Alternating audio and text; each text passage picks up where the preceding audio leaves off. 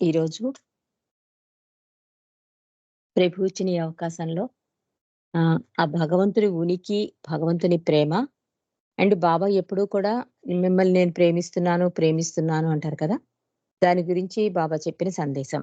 ఈరోజు మనం తెలుసుకుందామండి. ఆహ్, మొన్న 25థ్ అద్భుతంగా ప్రభు యొక్క వైభవాన్ని చాటుతూ మన ప్రేమికులందరం కూడా చాలా చక్కగా బాబా పుట్టినరోజు వేడుకలు జరుపుకున్నాం. ఆనంద సంబరాల్లో మునిగి తేలాం. అంటే బాబా కూడా అంటారు. నేను మెహరాబాద్‌లో ఉండను. వాస్తవంగా ప్రేమికుల దగ్గరికెళ్ళిపోతాను. నా సహాయ సహకారాలతో వాళ్ళు వేడుకలు జరుపుకుంటారు అని బాబా చెప్తారు. నిజంగా ప్రభు యొక్క సహాయ సహకారాలతోనే ప్రతి చోట కూడా, ప్రతి సెంటర్‌లో కూడా చాలా వైభవంగా ప్రభు పుట్టినరోజు వేడుకలు జరుపుకున్నాం. ఇదెంత అదృష్ట భాగ్యం అంటే ఆయన యొక్క త్యాగమయ జీవితానికి మన కృతజ్ఞతా వందనాలని భావించవచ్చు. ఎందుకంటే అంత ప్రేమ వర్షం కురిపించాడు ఈ అవతారంలో మెహర్ బాబా. అసలు సాధారణంగా భగవంతుడు ఎందుకు కిందకి దిగి వస్తాడు? భగవంతునికి ఈ సృష్టిపై గల ప్రేమే ఆయన ఇన్ని మార్లు భూమిపై అవతరించినట్టు చేస్తుంది. బాబా కూడా అంటారు. నా అపార ప్రేమ, అపార కరుణే కిందకి దిగి వచ్చేలా చేస్తుంది అని. కాబట్టి ఆ అవతారాన్ని గుర్తించి సర్వస్వాన్ని ఆయనకర్పించి, ఆయన చూపిన బాటలో నడిచిన వారు నిజంగా భాగ్యశాలులు. నిజంగా ఒక మండలవనండి, ప్రేమికులవనండి. అద్భుత ప్రేమికులు ఉన్నారు. అద్భుత మండలి మనకి సాక్ష్యాలు. అంటే మన పూర్వజన్మ సుకృతమో లేక అవతారిని కరుణ వలనో మనం మెహర్ బాబా ప్రేమికులు అనే హోదానిచ్చాడు తండ్రి. మనకెన్నో భాగ్యాలు. ఒక అమరతిథైనా, ఒక జూలై 10థ్ లేక ఈ పుట్టినరోజు వేడుకలైనా ఇవన్నీ కూడా ప్రభువుకి కృతజ్ఞత తెలుపుకునే అవకాశాలనమాట. ఏ అవతారంలోనూ ఇంతటి అద్భుత అవకాశాలు మనకి ఇవ్వలేదు భక్తులకి. కానీ ప్రేమికులుగా ఒక హోదా ఇచ్చి ఆ హోదాకి మనం ఒక కృతజ్ఞత వందనం తెలుపుకోవడానికి ప్రభు ఇచ్చిన అవకాశం ఈ పుట్టినరోజు వేడుకలు గాని, అమరతిథి గాని, జూలై 10థ్ గాని. అసలు భగవంతుడు ఉన్నాడా? లేడా? అన్న వాళ్ళకి కూడా ఒక సమాజంలో చాలా మంది అంటూ ఉంటారు. భగవంతుడు ఉన్నాడు, ఉన్నాడు. ఎక్కడున్నాడో చూపించండి అంటూ ఉంటారు. అంటే అది అనుభవంగా తెలుసుకునేదే తప్ప, తర్కం వల్ల లేక ఏదైనా వాదన వల్ల తెలిసేది కాదు. ఎందుకంటే ఎవరి అనుభవం వాళ్ళది. ఒకళ్ళకి జరిగినట్టుగా అనుభవం ఇంకోళ్ళకి జరగదు. ఎందుకంటే వాళ్ళ వాళ్ళ ఆహ్, భగవంతుని మీద ఆధారపడే విధానం, ఆ విశ్వాసం మీద భగవంతుడు ఉన్నాడని వాళ్ళకి అవగతమవుతుంది. దీని గురించి ఒక చిన్న కథ తెలుసుకుందామంటే ఆ ఉపాయం ద్వారా భగవంతుని ఉనికిని నిరూపించిన ఒక కథ. అంటే భగవంతుడు ఉన్నాడా అండి? ఉంటే ఎక్కడున్నాడు? ఎలా ఉన్నాడు? ఇలా వాదిస్తూ ఉంటారు కదా! ఒక దేశానికి సంబంధించిన రాజుంటాడు. ఆయనకేంటంటే దేవుడంటే అవిశ్వాసం లేదు గానీ సభలో ఉన్నవారిని భగవంతుని గురించి చిక్కు ప్రశ్నలు వేసి తికమక పెడుతూ ఉంటాడు. అంటే అదొక సరదా ఆయనకి. కొంతమందికేంటంటే అదో సరదా.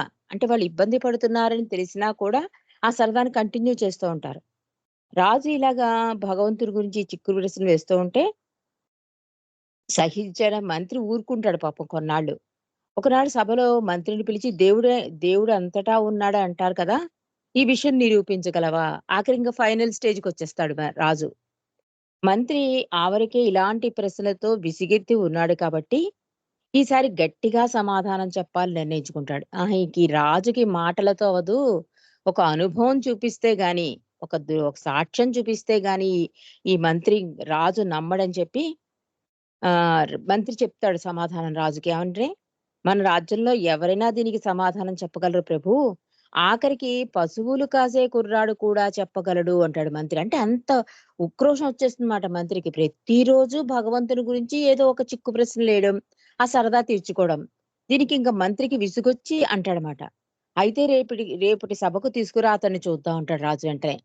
అంటే ఇక ఆ ఉక్రోషం మీద ఒక పండితులు, పామరులేంటి మన రాజ్యంలో ఒక పశువులు కాపరైనా భగవంతుడు ఎక్కడున్నాడో చెప్పేస్తాడు అంటాడు మంత్రి. అంటే వెంటనే రాజంటాడు, "అయితే రేపే సభకి తీసుకురా. ఆ కుర్రాడి చేత చెప్పించి చూద్దాం" అంటాడు. మరునాడు ఆ సభకి పశువులు కాపరైన కుర్రాడిని తీసుకొచ్చి రాజుగారి ఎదుట నిల్చోబెడతాడు మంత్రి. "భగవంతుడు అంతటా ఉన్నాడు కదా! ఏడి చూపించు" అంటాడు రాజు. కుర్రాడంటాడు, "చూపిస్తాను రాజా. ముందు నాకో గిన్నె నిండా పాలు తెప్పించండి" అన్నాడు పశువుల కాపరి. గిన్నె నిండా పాలొచ్చాయి. ఎందుకంటే రాజుగారు అడిగిన వెంటనే వస్తుంది కదా! గిన్నె నిండా పాలొచ్చాయి. కుర్రాడు తదేకంగా పాలకేసి చూస్తూ ఉన్నాడు. రాజుగారికి విసుగు పుట్టి, "నీవడిగిన పాలు వచ్చినాయి కదా! నేనడిగిన ప్రశ్నకు సమాధానం చెప్పు అన్నాడు రాజు కోపంతో, అసహనంతో. రాజా, అక్కడికే వస్తున్నాను. ముందు ఈ పాలలో వెన్న ఎక్కడ ఉందో వెతుకుతున్నాను అన్నాడు పశువుల కాపరి. రాజుగారికి నవ్వొచ్చింది. పోయి వెర్రి పశువుల కాపరి, పాలలో వెన్న ఉన్న మాట నిజమే. కానీ అది ఎలా కనబడుతుంది? అది కనబడాలంటే గట్టి ప్రయత్నం చేయాలి కదా! ఆ పాలను వేడి చెయ్యాలి. పాలు మీగడ కట్టాలి. చల్లారాక తోడు పెట్టాలి. గట్టి పడ్డాక కవ్వంతో చిలకాలి. అంటే అది పిరిగయ్యాక. అప్పుడు కదా వెన్న వచ్చేది అన్నాడు రాజు. వెంటనే పశువుల కాపరి కుర్రాడంటాడు, రాజా, మీరడిగిన ప్రశ్నకు సమాధానం ఒక విధంగా మీరు చెప్పిన దాంట్లోనే ఉంది. పాలలో వెన్న ఉన్నా అది ఎలా చర్మ చక్షువులకు కనబడదో, సర్వ జగత్తును ఆవరించి ఉన్న పరమాత్మ కూడా ఈ చర్మ చక్షువులకు కనబడడు. పాల నుంచి వెన్న తీయాలంటే ఎంతో ప్రయత్నం చేయవలసి ఉన్నట్లుగానే, భగవంతుని తెలుసుకోవడానికి కూడా ఎంతో సాధన చేయవలసి ఉంటుంది. ఆ సాధన వలనే అంటే చాలా రకాల సాధనాలున్నాయి కదా! ఆ సాధన వలనే భగవంతుని కనుగొనగలం అంటాడు పశువుల కాపరి. రాజుగారు పశువుల కాపరి చెప్పింది విని నిజమే అని ఒప్పుకున్నాడు. ఒప్పుకున్నాక పశువుల కాపరి ఏమిటి? ఇంతటి ప్రజ్ఞాపాటవాలు కలిగి ఉండడం ఏమిటి? అని ఆశ్చర్యపోతూ ఆ పశువుల కాపరిని సన్మానించి, సత్కరించి పంపించేశాక మంత్రిని అడుగుతాడు. ఎలా సాధ్యం? పశువుల కాపరి ఎంత ఈజీగా నా ప్రశ్నకు సమాధానం చెప్పేశాడు. నిజమే, భగవంతుని కనుక్కోవాలంటే సాధన అవసరం. ఒక వెన్నకే ఎన్ని పాట్లు పడుతున్నప్పుడు ఆ ఉనికి లేని భగవంతుని కనుక్కోవాలంటే మనం ఎంత సాధన చేయాలి నాకు అవగతమైంది. కానీ ఇదెలా సాధ్యం? పశువుల కాపరి చేత ఎలా చెప్పించావు? అడుగుతాడు రాజు. అడిగితే అందుకు మంత్రి వినయంగా నమస్కరిస్తూ, మహాప్రభో, ఈ పశువుల కాపరి కుర్రాడికి ముందుగానే మీకు ఏ విధంగా సమాధానాలు చెప్పాలో అంతా నూరిపోశాను అంటాడు మంత్రి. అంటే తెలివైన మంత్రి అన్నమాట. మామూలుగా ఏ పండితుడో పామరుడో చెప్పాడనుకోండి, మీరెప్పుడు ఇలాగే చెప్తారులే అంటాడు. అదే పశువుల కాపరి చెప్పేసరికి ఒక క్యూరియాసిటీ పెరిగిపోయింది. అంటే వీడికే ఇంత జ్ఞానం ఉందా? నాకు తెలియలేదా? అని ఒకటొస్తుంది కదా! అలా అందుకని పశువుల కాపరికి ముందే ట్రైనింగ్ ఇచ్చాను. అందువల్ల చెప్పగలిగాడు భగవంతుడు. అంటే యాజ్ ఇట్ ఈజ్‌గా ఉన్నది ఉన్నట్టు అలా అప్పగించాడు ఆ పాఠాన్ని అని చెప్తాడు మంత్రి. రాజుగారు చాలా మెచ్చుకొని, ఇక ముందు ఎప్పుడూ కూడా భగవంతుడు లేడు, భగవంతుడి గురించి చిక్కు ప్రశ్నలు వేయడం మానేస్తాడు. అసలు ఉన్నది భగవంతుడే, భగవంతుడే ప్రేమ అంటారు బాబా కూడా. భగవంతుడే ప్రేమ, ప్రేమ అంతటా వ్యాపించి ఉంది, ప్రేమ అందరిలోనూ, అన్నిటిలోనూ ఉంటుంది అంటారు బాబా. ప్రతి ఒక్కరూ ప్రతీదీ బాహ్యంగా తెలియకపోయినా ప్రేమతో ఐక్యమై ఉంటుంది. మన భగవంతుడంటే ఎక్కడో ఉన్నాడు అనుకుంటున్నాం. కానీ అందరిలో అంతటా నివసించేది నేనే అన్నారు. అలాగే భౌతిక నిర్యాణం ముందు కూడా బాబా ఏమన్నారు? నేను ఈ భౌతిక శరీరాన్ని వదిలేస్తూ అందరి హృదయాలలో కొలువై ఉండడానికి వెళ్తున్నాను అంటున్నారు. అందుకని బాబా ఏమన్నారు? ప్రతి ఒక్కరూ ప్రతీదీ బాహ్యంగా తెలియకపోయినా ప్రేమతో ఐక్యమై ఉంది. అంటే ప్రేమ అన్నది ఉన్న చోట భగవంతుడు ఉంటారన్నమాట. భగవంతుడే ప్రేమ, ప్రేమే భగవంతుడు కనుక. కాబట్టి ప్రతి ఒక్కరిలోనూ నేనుగా ఉన్నవాడు, అతని అన్ని జీవుల్లోనూ మరియు వస్తువుల్లోనూ నివసించేవాడు అయిన భగవంతుడు సమస్త జీవరాశిని భగవంతుని పట్ల ప్రేమలో మేల్కొల్పడానికి మానవ రూపాన్ని తీసుకుంటాడు. ఎందుకు వస్తాడు భగవంతుడు? అంటే అన్నీ రాయి నుండి మానవుడి వరకు ఆయన బాధ్యత వహిస్తాడండి. ఒక ఆధ్యాత్మిక త్రోపినిస్తాడు. అవతారుడు కిందకి దిగి వస్తే ప్రతి రాయి నుంచి అంటే కొంచెం కొంచెం అభివృద్ధి చెందుతూ ఉంటుంది కదా చైతన్యం. అలా మానవుడిగా చైతన్యం 100% వచ్చాక నేను భగవంతుడు అంటలేదు. కాబట్టి ఆయన ఏం చేస్తాడు? ప్రతి స్టేజ్‌లోనూ ప్రతి వాళ్ళకి ఒక ఆధ్యాత్మిక త్రోపినివ్వడానికే భగవంతుడు కిందకి దిగి వస్తాడు అని చెప్తున్నారు బాబా. కాబట్టి భగవంతుడు అవతారునిగా వచ్చినప్పుడు ప్రపంచానికి ఆయన ఇచ్చే సందేశం ఏమిటంటే, అందరిలో ఉన్న భగవంతుణ్ణి ప్రేమించడం, అందరిలోనూ ఉన్న ఆయనని సేవించడం. ఫైనల్‌గా బాబా ప్రతిసారి చెప్పేదేంటంటే, అందరిలో ఉన్న భగవంతుని ప్రేమించడం. అంటే అందరిలో ఉన్న భగవంతుని ప్రేమించాలంటే ముందు ప్రేమ కలిగి ఉండాలి అంటారు బాబా. ప్రేమ గనక కలిగి ఉన్నామనుకోండి, అప్పుడు అంతటా, అన్నిటా కూడా భగవంతుని చూడగలం. అందరిలో ఉన్న ఆయన్ని సేవించడం. అప్పుడేమవుతుంది, ఇంకా ఆ సేవకి సర్వార్పణ అవుతాం అనమాట. నిజమైన సేవ అక్కడ నిస్వార్థ సేవ చేయడానికి కూడా అవకాశం ఉంటుంది. అందరిలో అంతటా భగవంతుని చూస్తే గనక నిస్వార్థ సేవ కూడా అవకాశం ఉంటుందని చెప్తున్నారు. ఒకసారి 1932లో మెహర్ బాబా అమెరికా వెళ్ళినప్పుడు ఒకతను అడుగుతాడు, "బాబా, మీ ప్రేమ సందేశం ప్రపంచంలోని ఆర్థిక సమస్యను ఎలా పరిష్కరించగలదు?" బాబా చెప్తున్నారు కదా! అందరిలో అంతటా ఉన్నది ప్రేమే, అంది భగవంతుడే అని చెప్తున్నారు కదా! మరి మీరు ప్రేమ, ప్రేమ అంటున్నారు కదా! ఈ ప్రేమేం ఫుడ్డు పెట్టదు, ఆర్థిక సమస్యను తీర్చదు. అసలు ఎలా పరిష్కరించగలదు ఆర్థిక సమస్యని అడిగాడతను. బాబా ఎంత చక్కగా చెప్పారంటే, "నీవు అత్యధికంగా ప్రేమించే వానిని ప్రేమించినట్లు అందరినీ ప్రేమించినట్లయితే అవసరానికి మించి ప్రోగు చేసుకోవడం అవమానకరమైన విషయమే గాని, గౌరవప్రదమైన విషయం కానేరదు అనుకుంటావు." ఎంత అద్భుతంగా మనకు అవగతమయ్యేలా మన భాషలో సరళంగా చెప్తున్నాడు చూడండి తండ్రి. అంటే ఏమవుతుంది? అధికాధికంగా అందుకే బాబా మూడో ప్రేయర్‌లో అధికాధికంగా, అధికాధికంగా పెట్టిన కారణం కూడా అదేనండి. ఈ అధికాధికంగా ఏమవుతుందంటే మనకొక తృప్తినిచ్చేస్తుందన్నమాట. ఇంక నాకు చాలు. ఆ వచ్చిందంతా ఇవ్వడమే చేస్తాంమాట. అంటే ఉన్న దాంతో సరిపెట్టుకొని మనకి ఇబ్బందైనా కూడా వాళ్ళకి ఇవ్వడానికే చూస్తాం. ఈ అధికాధికమైన ప్రేమ ఏమవుతుందంటే దాచుకోవడానికి ఇష్టపడదుటండి. అది అవమానంగా భావిస్తుంటా. అంటే నాకే కావాలి, నేనే కోటీశ్వరునైపోవాలి, నా పిల్లలు, మనవలు కూడా తరించిపోయే ఆస్తి సంపాదించాలి అనే భావాన్ని అది అవమానకరంగా తీసుకుంటాట మానవుడు. ఎంత అద్భుతంగా చెప్తున్నారు చూడు బాబా. అవసరానికి మించి పోగు చేసుకోవడం అవమానకరమైన విషయమే గాని, గౌరవప్రదమైన విషయం కానేరదని భావిస్తాడు మానవుడు ఈ అత్యధికంగా ప్రేమించడం వల్ల చెప్తున్నారు. అప్పుడు బాబా ఇచ్చిన సమాధానం ఈ రోజు కూడా మన వర్తిస్తుంది. అంటే ప్రతిసారి అవతారుడు ఎప్పుడు చెప్పినా కూడా అవతారం ఉన్నంత కాలం, అవతారం వెళ్ళిపోయిన తర్వాత కూడా అందుకే బాబా ప్రెజెంట్ అవతారాన్ని పూజించండి, ప్రేమించండి అని చెప్పేది అందుకే. ఈ రోజుకి కూడా ఎందుకంటే బాధలన్నిటికి మూలం స్వార్థపరత్వమే కదా! ఈ స్వార్థమే కదా అన్నీ చేస్తుంది. నేనుతో మమైకి ఉన్న మానవుడిని భగవంతుని దెస తిప్పడం కోసం భగవంతుడు చేసే ప్రయత్నాలన్నీ కూడా. ఆయన సూచించి, ఆచరించి చూపిన నవజీవనం. అందుకు ఆదర్శం నవజీవనం. సేవా తత్పరత అంటే మాస్టర్ ఇన్ సర్వీట్యూడ్ ఇవన్నీ కూడా ఏంటండి నిస్వార్థ సేవ చేస్తే భగవంతుని ప్రేమించినట్లే. అందరిలో భగవంతుని చూస్తే భగవంతుని ప్రేమించినట్లే. అంటే నీ సొంత లాభం కాకుండా నీకు నష్టం కలిగినా సరే ఇతరులకు లాభం వచ్చేలా చేస్తే అది కూడా భగవంతుని ప్రేమించినట్లే అని చెప్పి, భగవంతుని ప్రేమించడం ఎట్లో బాబా చెప్పారు. అంటే మనం భగవంతుని ప్రేమించడం అంటే ఒక పూజ చేసేయడం, ఓ దీపం పెట్టేయడం, పెద్ద పెద్ద సహవాసాలు చేయడం అది కాదు అంటున్నారు బాబా. ఏది భగవంతుని ప్రేమించడం, ఆయన ఏం చెప్తున్నారో అది చెయ్యడం అన్నమాట. అది చేయడం ఎప్పుడైతే మొదలెడతావో అదే భగవంతుని ప్రేమించడం అంటున్నారు. కాబట్టి పారితోషికం లేదా ప్రతిఫలం గురించి తలంపు లేకుండా నిరంతరం ఇస్తూనే ఉండే జీవనమే ప్రేమ. ప్రేమంటే ఏమిటో ప్రేమంటే అదే అని చెప్తున్నారు. అంటే ప్రేమ, ప్రేమ అంటున్నారు కదా బాబా!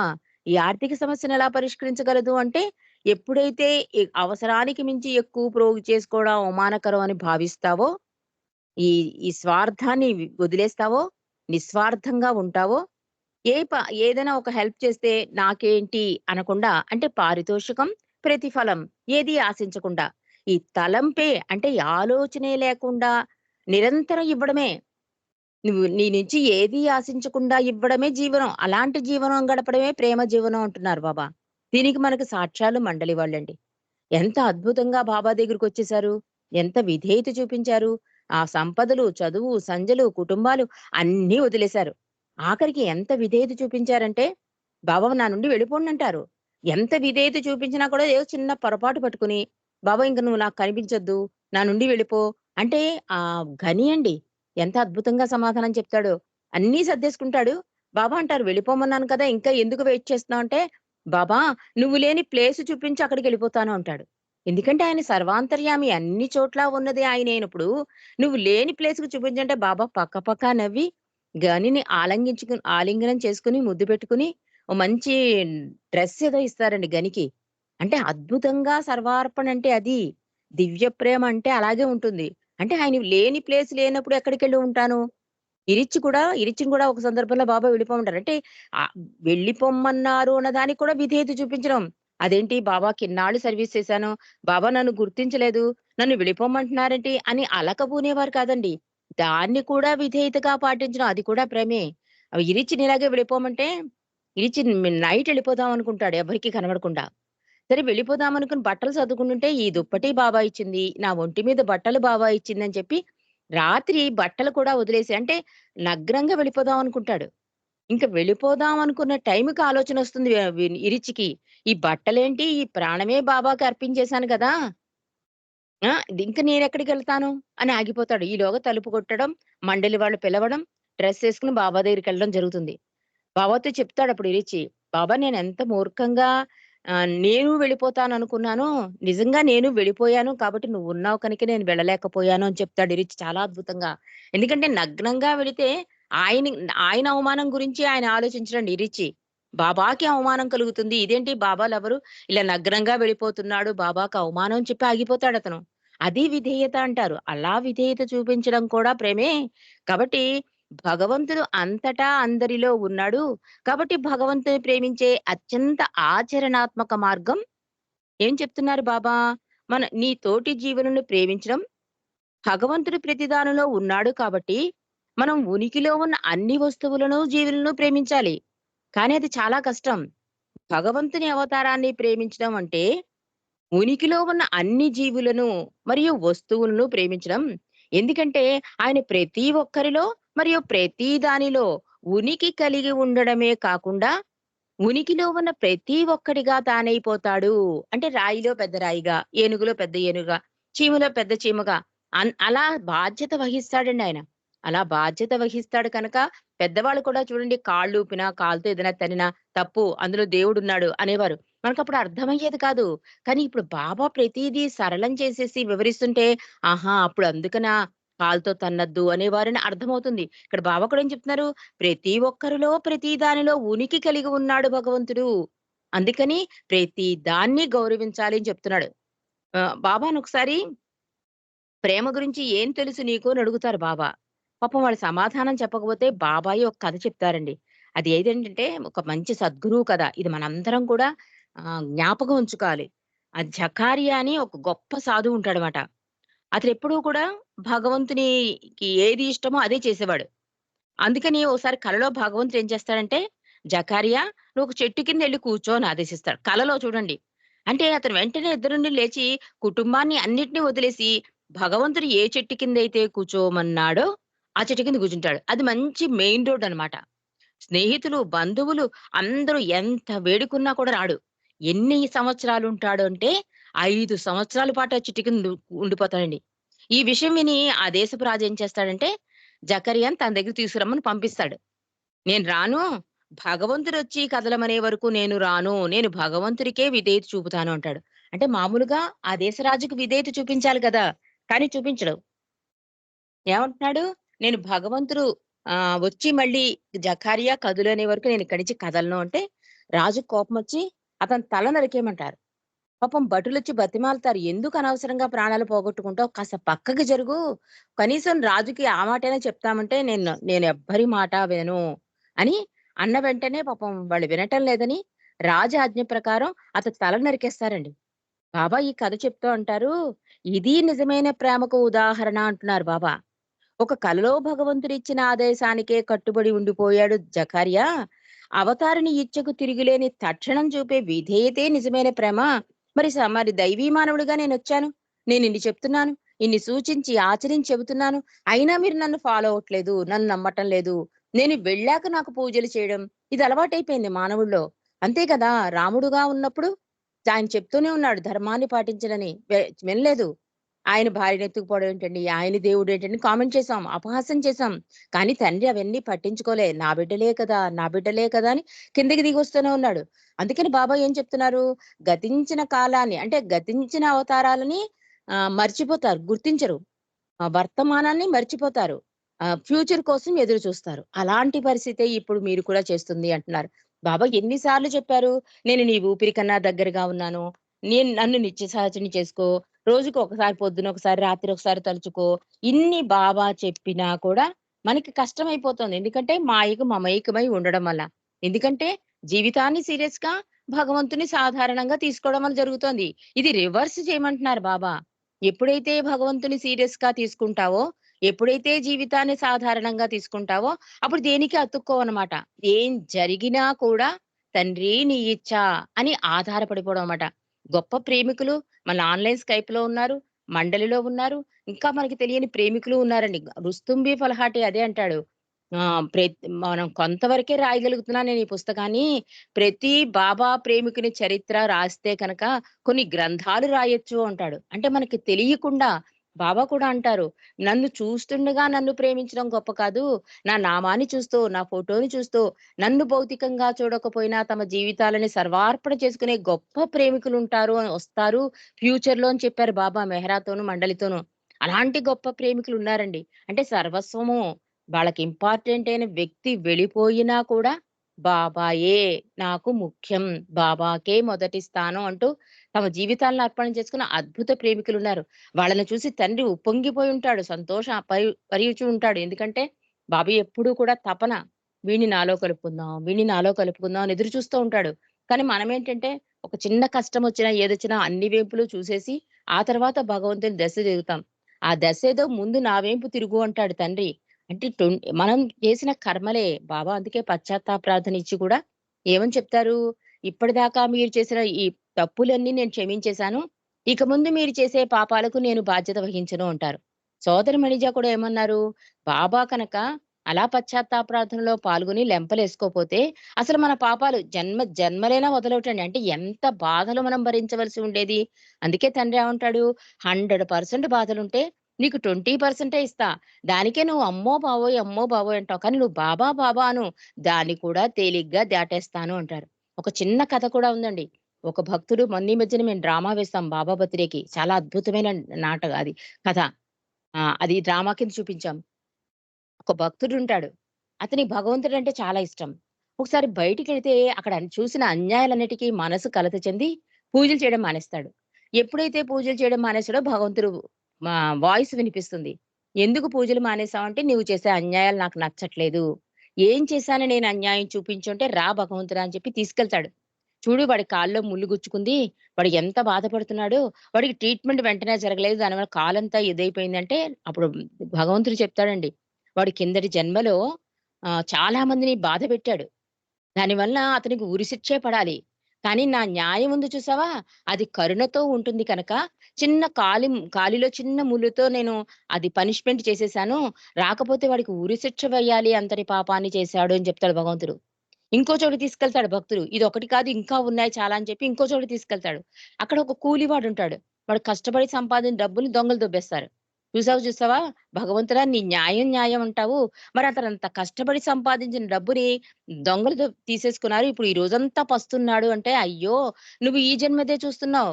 కిందటి జన్మలో ధాన్యాన్నంతా గోడౌన్స్‌లో దాచేసి చాలా మంది ప్రజలు ప్రాణాలు పోయేలా చేశాడు. వాడికసలు ఇప్పుడే కాదు కొన్ని జన్మల వరకు పస్తులుండాలి. కానీ నా న్యాయం, నా కరుణ ఒక్క పూట పస్తులుండేలా చేశాను అంటాడు భగవంతుడు. అలా ప్రతీదీ అది చూపించడం భగవంతుడు చెప్తూ ఉన్నాం. ఆఖరికప్పుడు భగవంతుడంటాడు అప్పుడు కాళ్ళ మీద పడిపోతాడు భక్తుడు. "స్వామి నన్ను క్షమించు. నేను ప్రెజెంట్ చూసి చెప్తున్నాను కనుక నీకంతా తెలుసు. నువ్వు సర్వాంతర్యామివి" అంటే అప్పుడు భగవంతుడు చెప్తాడండి. ఎప్పుడైనా సరే నీ కాలిలో ముల్లు గుచ్చుకుందంటే, ఆహా! పెద్దదేదో రాబోయి చిన్నదానితో సరిపెట్టాడు భగవంతుడు. భగవంతుడు కరుణామయుడు అని అనుకో చాలు అంటారు. కాబట్టి మనకేదైనా జీవితంలో జరిగితే ఇంతకన్నా పెద్ద కష్టం ఉన్నవాడని మనం తలుచుకుంటే మన కష్టం చిన్నదైపోతుందండి. కాబట్టి భగవంతుడు ఎప్పుడూ కూడా న్యాయమే చేస్తాడు. ఇక ఆఖరిగా భగవంతుడు మనల్ని ప్రేమిస్తున్నాడు అనడానికి ఒక చిన్న కథ చెప్పేసి బాబా ఏమంటారంటే, మీరు భగవంతుని ప్రేమించాలంటే చిన్న పిల్లల స్థాయికి ఎదగాలి అంటారు. అంటే చిన్న పిల్లలు చూడండి చాలా నిర్మలంగా, నిష్కపటంగా, నిజాయితీగా 100% ప్రేమ ఇచ్చేస్తారు వాళ్ళు. వాళ్ళకేం తెలీదు. ఉన్నది ఉన్నట్టు చెప్పేస్తారు. మనమే అలా చెప్పకూడదు, ఇలా మాట్లాడకూడదు అని మనం వాళ్ళని ఆపుతూ ఉంటాం. కానీ బాబా ఏమంటున్నారంటే, మీరందరూ కూడా చిన్న పిల్లల స్థాయికి ఎదగాలి. దానికి చిన్న ఎగ్జాంపుల్స్ బాబాయ్ చెప్పారు. ఒకసారి ఫ్లైట్ వెళ్తుంటే అండి ఫ్లైట్ ఇంక కూలిపోతుందని చెప్తుంది ఎయిర్ హోస్టెస్. అందరూ కంగారు పడిపోతూ ఉంటారు. కొంతమంది రక్షించమని ఏడుస్తారు. కొంతమంది బిగ్గరగా అరుస్తూ ఉంటారు. ఒక చిన్న పిల్ల మాత్రం ఎందుకు కంగారు పడతారు? డ్రైవింగ్ సీట్‌లో భగవంతుడున్నాడు. మెహర్ బాబా ఉన్నాడు. మనందరం సురక్షితంగా ఇంటికి చేరిపోతాము అనంటుందండి. అన్న వెంటనే ఎలా రిపేర్ అయిందో, ఎలా అయిందో ఆ ఫ్లైట్ క్షేమంగా కిందకి దిగిపోతుంది. అంటే అలాంటి దృఢ విశ్వాసం కావాలి నీకు అంటున్నారు బాబా. నీళ్ళ వరకు ముంచేస్తాడు. కానీ మునగనివ్వడు. అంటే మనం చేసుకున్న కర్మ ఫలితాల వలన మనకంత బాధ కలుగుతుంది. కానీ మనల్ని మునగనివ్వడు. ఆయన రక్షిస్తాడు గజేంద్ర మోక్షంలా. ఎప్పుడైతే నువ్వు నిజాయితీగా, హృదయపూర్తిగా పిలుస్తావో, నిన్ను రక్షించకుండా ఉండలేను. నువ్వు ఎంత ఎలాంటి పరిస్థితిలోనా ఉన్ని అంటే ఒక గూడ్స్ బండి లింక్ కూడా చెప్తారు ఎప్పుడూ కూడా. ఒక ఇంజిన్‌కి గూడ్స్ బండి ఈ ఈ ఇవి ఉంటాయి కదా! బోగీలు. వాటిలో బొగ్గుందా, బంగారం ఉందా చూసుకోదు ఇంజిను. వెంటనే ఆ కనెక్షన్ పెట్టగానే లాక్కెళ్ళిపోతుంది గమ్యానికి. బాబా కూడా అదే అంటున్నారు. నీలో ఎన్ని బలహీనతలైనా ఉండని, నా నిత్య సహచరణ చేసుకోవడం, నా నామస్మరణ చేసుకోవడం, నాతో లింకప్ అయి ఉన్నావా లేదా? ఇదొక్కటే నేను చూస్తాను. కాబట్టి నేను నాతో లింకప్ అవ్వడమే, నాతో సంబంధం కలిగి ఉండడమే నేను చూస్తాను అన్నాడు. అంటే బాబాతో సంబంధం ఉండి తప్పులు చెయ్యొచ్చా అంటే కాదు. ఎందుకంటే ఎప్పుడైతే బాబాతో సంబంధం మనకు కలుగుతుందో అండి, అప్పుడు ప్రేమ పొంగుతుంది. అప్పుడు పరోక్షంగా చెయ్యం. స్వార్థం ఉండదు. ప్రేమ అధికాధికంగా పెరిగిపోతుంది. ఎందుకంటే మనలో వర్క్ చేస్తాడండి ఆయన లోపలుండి. మనసు డోర్ క్లోజ్ అయ్యి హృదయ ద్వారాలు తెరుచుకుంటుందన్నమాట. ఈ హృదయ ద్వారం తెరిచిన వెంటనే ఏమవుతుంది? ఇందాక చెప్పారు చూడండి. ఆర్థిక సమస్య తీరుతుంది. అందరిలో భగవంతుని చూస్తాం. అంటే ఎక్కువగా ఉండడం కూడా అవమానకరంగా భావిస్తాం. కాబట్టి అక్కడ నిస్వార్థ సేవే చేస్తాం. ఇవన్నీ వచ్చి కూర్చుంటాయి అంటున్నాడు తండ్రి. కాబట్టి హృదయంలో ఉన్న భగవంతుని మేలుకొలపడానికే వచ్చాను నేను, బోధించుటకు రాలేదు అన్నదానికి కూడా అర్థం అదే. కాబట్టి మన హృదయంలో ఉన్న భగవంతుడిని, మన ఊపిరి కన్నా దగ్గరగా ఉన్న భగవంతుడిని మరింత అధికాధికంగా ప్రేమించడానికి ప్రయత్నం మనం చేద్దామండి. అవతార్ మెహర్ బాబా కీ జై. జై బాబా.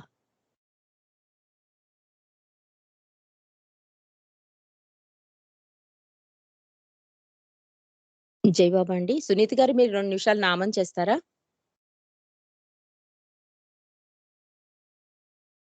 మహాలక్ష్మి గారు, ఆ! మెహర్‌లత. చేస్తానండి.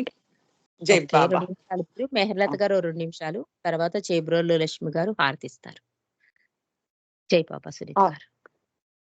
అవతారు మెహరు బాబా की जय, भगवान मेहर बाबा की जय, भगवान मेहर बाबा की जय, अवतार मेहर बाबा की जय, अवतार मेहर बाबा की जय, भगवान मेहर बाबा की जय, भगवान मेहर बाबा की जय, अवतार मेहर बाबा की जय, बाबा की जय, बाबा की जय, भगवान मेहर बाबा की जय, अवतार मेहर बाबा की जय, अवतार मेहर बाबा की जय,